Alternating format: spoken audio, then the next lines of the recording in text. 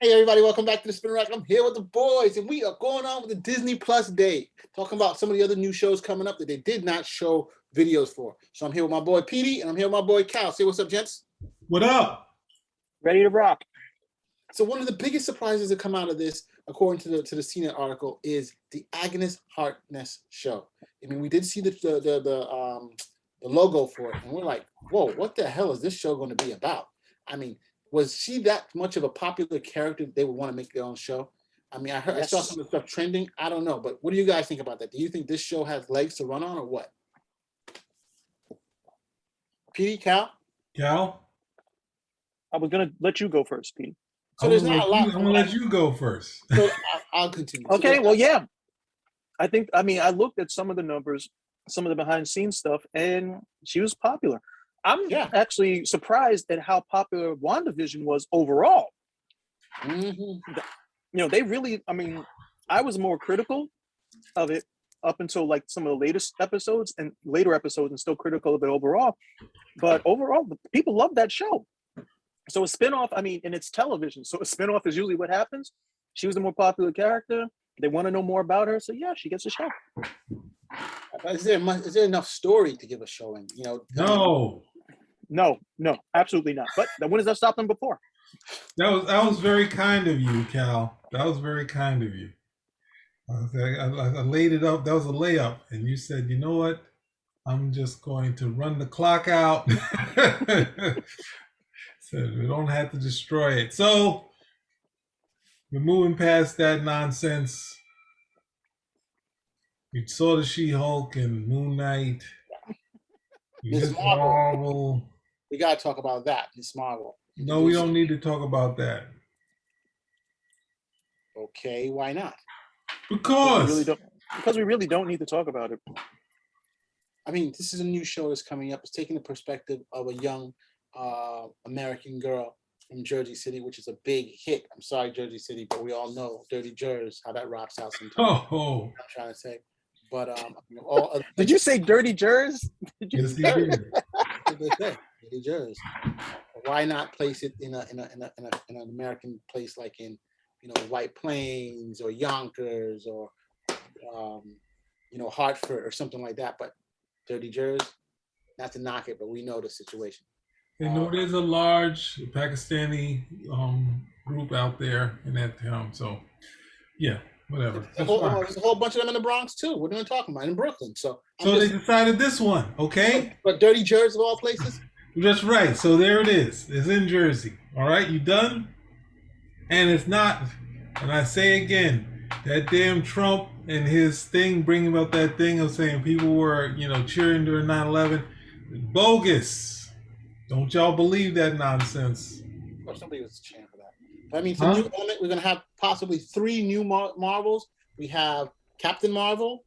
We have now the original Marvel from WandaVision. What do they call her now? Lightyear. Stop it! No, we're not talking about. We're not talking about Marvels. We're not talking. You're going. Let's stay with this TV show. We're not getting any worse with that. We're done with Miss Marvel. That we're done with it. You spend your time talking about Jersey City and Dirty Jers. You used it up. We're moving on. Echo, talk about that. Yeah, talk about Echo. So Echo is a character that's pretty interesting in that she is a villain. She is in the Daredevil comic. She is Kingpin's adopted daughter, and they've decided they want to do a show on her. The theory is that she is going to be introduced in the new Hawkeye show.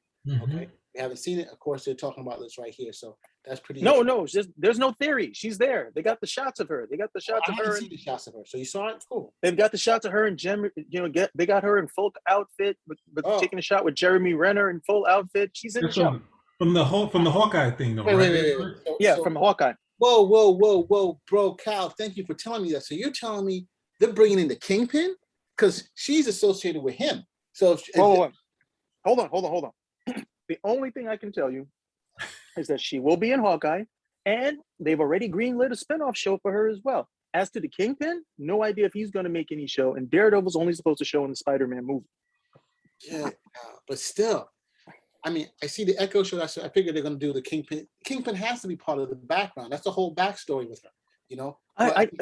That's all up. That's all up in the air because they're talking about rebooting the Daredevil series and still keeping the same principal characters. I was like, I don't know how you're going to work that out, but don't expect to see the Kingpin in this show. He wakes up from a dream. Simple as that. They do it in novellas all the time. These aren't novellas. All right, so we did Agatha. X-Men 97. X-Men 97, the classic X-Men 97 series, which was great. You know, of course, we look back on it now and we're like, ew, the art is bad, but the stories were good. They built all the major characters, the big stories from the 90s, which of course you, PD, who's a huge X-Men fan, should like. Of course, they're saying they're probably picking off with stories from that timeline. So this may be something. There's nothing with the new X-Men that we're seeing now and the plant-based stuff. What's that new Krakoa? Krakoa, you know. So that's an interesting thing. I don't know if you'll be interested in that, PD. I think it's tough because the for what it was when it was initially started, even though it was definitely like the comics of the period. It had a little bit of what we saw in X-Men #1 and what Fabian Nicieza and Scott Lobdell had continued past that point. But it was kind of like, it was X-Men light, right? But it's a cartoon. What else can you do? So many characters. But the thing is, they shoveled in so many characters into this thing. It was really, they tried to cover a lot of ground. So they threw in a lot of story and kind of, mix and match what they wanted to get everything out of there.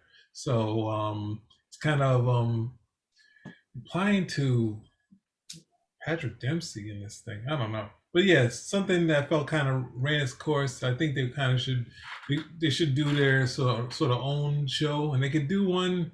I don't know, but they're trying to keep that classic X-Men #1, the 8 million issues sold X-Men that they had. But some of the things when they were going through it, characters like Storm and Rogue, they were kind of, even though Rogue had personality, it was kind of not giving you all of the stuff to her. She just has these powers, and no one asks the question.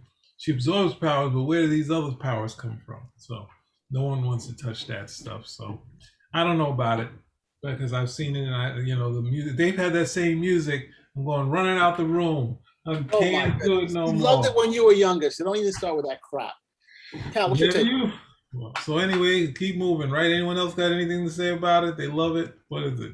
Yeah, Cal? With the X-Men cartoon? Yeah. That was pretty, I have to admit, that was pretty influential when it came out. I remember being like at Washington, D.C. for homecoming, which was a big deal. It was supposed to be like a really big party weekend. And we took time out to make certain that we saw the debut episode of X-Men. It was a bunch of dudes, and we made certain that we were around someplace to watched it. Everybody enjoyed it. And it was X-Men light, but I'll have to admit, that's usually the way that you bring a lot of guys into the comics, because most of us see the cartoons before we read the actual comic books. You saw the Super Friends before you read the Justice League of America. You saw the Marvel Afternoon series before you picked up any of those books, or you saw the Spider-Man cartoon before you read any of the stuff, and that's very natural because most guys can watch the stuff before they can actually read. That's just, life at the end of the day. So I never had any issue with that overall. To be honest, I found it to be a lot more digestible than some of the stuff that was going on in the books at the time. That being said, I'm really not sure how I feel about them expanding past where they left it off, because that was a certain era. And I think that they pretty much did that era. They stopped where the comics were around that time.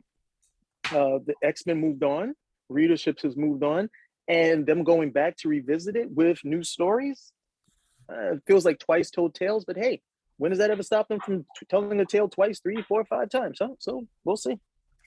That's why I think they almost should just start over, doing if they want to do in that style. And then they can do whatever they want. They could just add some flourishes. Regretfully, they might add more flourishes of, hey, let's put Wolverine in where Wolverine got his heart broken, and as that moved on, those kids who got upset about Gene going with Scott said, hey, let's really have him go with let's really have Wolverine. Why would he go with Scott? That's terrible. But anyway, I think this, it was funny because I think right after this, the Spider-Man cartoon came out around that same time. and I really connected with that one. And I mean, even though there's probably a smaller cast of characters, but it was that one I kind of really stuck with. But anyway, and later I think the second season of Fantastic Four and Iron Man, those were pretty good. But you know, one thing I think we keep forgetting is that the success of this series was pretty. It was on for quite a while. Was it Fox? I believe it was on. Yeah. Yeah, it was on Fox, and I know I used to tune into it, and I know other people who tuned into it at the time. But it was very, it was very, very popular. I don't even, did you play the video game that was out around the same time? no, not a video game, but it kind of hit all the highlights of all the major stories of. Petey, did you play that video game? No, I didn't play it. Oh man, that was like between the show and that video game, you would have literally, I mean, because everybody was around the same age. This is still like late teens, I think, around that time, or you were in your early teens, or better, and they had the video game at the same time. So if it wasn't the cartoon that you were watching, you would literally get to the video game, and the video game was you could play up to 4 people. The console was big enough for 4 people. So you'd go and like 4 guys would just go to crush the Edgeman video game. And it was the same characters. It was the same characters from the cartoon. It was really, really, I don't think a lot of people were even aware of how popular it was. It was very, very popular. Very popular. I mean, and that's why I think that you have like something like Bruce Timm, and he's coming back with the new Batman series, Cape Crusader, which is kind of based off of the old, what is it, Batman in the Bold, I believe it was. But it's going to be more geared towards adults. I don't know if this is going to be the same thing too, but it's to me, they're just bringing back stuff that we saw and making a little bit more in-depth characters more interesting. Hopefully they do something similar. We're not sure. And so I think it's just a natural fit. They need more. Look, they need more content no matter what. They may be one of the top streaming stations, but they need more content. And you can see. You mean that they're trying to churn out? They're gonna stretch in the soup thin. They're like, hey, what else we got? What else you got? Well, they got IP they got to use. You know what I'm trying to say? And there were a lot of great stories in the X-Men series. I mean, from let's say '97 when it stopped until just really recently, there's been a lot of very interesting stories where they've crossed over and done a lot of different things. I mean, they didn't really get into Apocalypse. It's a whole new world of stuff alone. They got into Apocalypse. They did in the series. I didn't remember. Yeah, they got everything possible, everything up to that point. They pushed in. I mean, that's why they went so far. They were able to throw in the Black Panther for 2 seconds. They threw in everything they could into this series. So you'd see Alpha Flight showed up. It's like they had everyone that you could possibly imagine in the X-Book. Archangel was in there. They all were. Wolverine went to old Samurai, and had to not fight in the episode. They had to have thing float, have kites and drop things on, like drop a little rocks on people. They had to do everything. So they actually tried to do Wolverine as a samurai, one that wasn't going to take an action to fight, like physically fight in this story. I was like, wow, you're taking that samurai thing further than Chris Claremont. He says Chris Claremont wanted a samurai ninja that's always going to fight. Interesting. Okay, so look, next one is Marvel Zombies. No, what about the Spider-Man? You just jumped over to Spider-Man freshman year. Spider-Man freshman. What? I don't know much about what. That. Yeah, what is the premise for that? On his way to becoming, oh no! So this is before. He has to be in high school, freshman year of high school. Well, this is like when he was running around in that homemade outfit. That's what this is going to be. MCU Spider-Man. So I guess he was running around in the homemade outfit. That's the only thing that makes sense, right? If we talk about MCU before Homecoming and before. It'll be interesting. Let's see what I mean. The ultimate problem is that that's the Spider-Man, which I didn't realize. Spider-Man in the movies is the cartoon and Ultimate Spider-Man, which is basically like Miles Morales, but it's Peter Parker. So it's just like, now what's this? This is that period. He was still in high school when he was, running around the same guys. So I don't know. I know he's in high school now, so I just.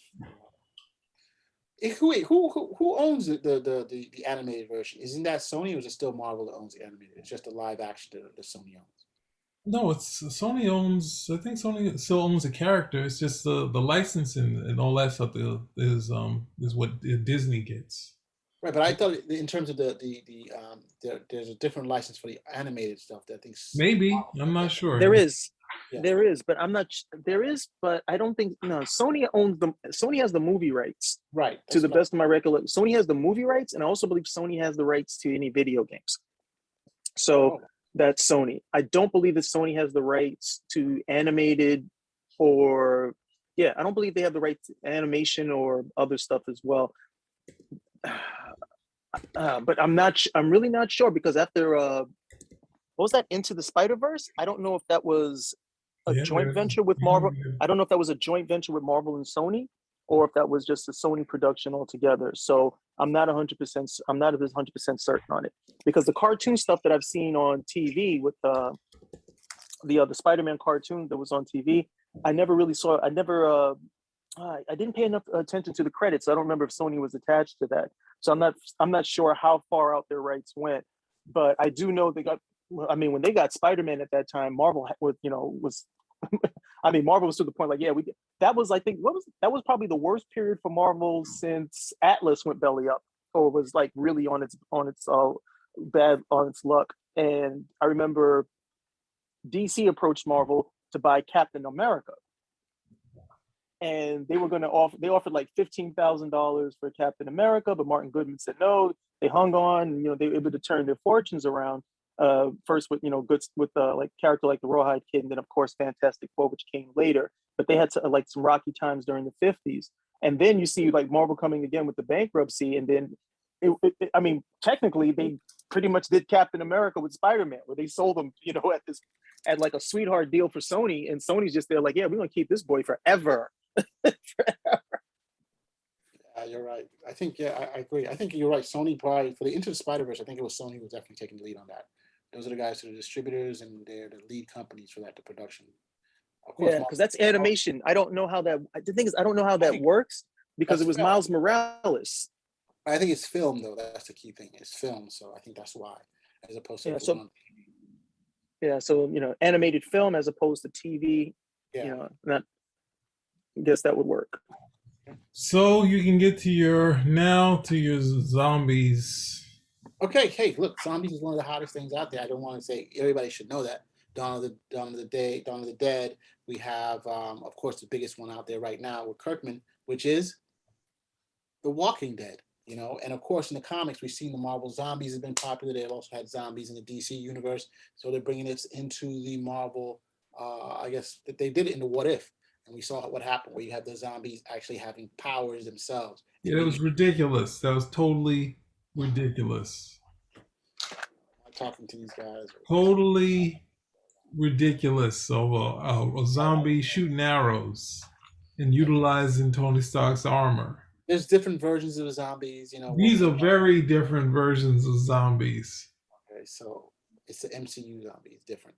And the comics wouldn't hold without them having the powers they have. So what are you talking about? We've seen this already in one medium. They're just bringing it over to what medium have you seen? You said what works in The Walking Dead. They're using that rule. Works in The Walking Dead. Got to work for the Marvel Universe. The Marvel Universe rules where they were. You see them driving cars in Walking Dead. The zombies.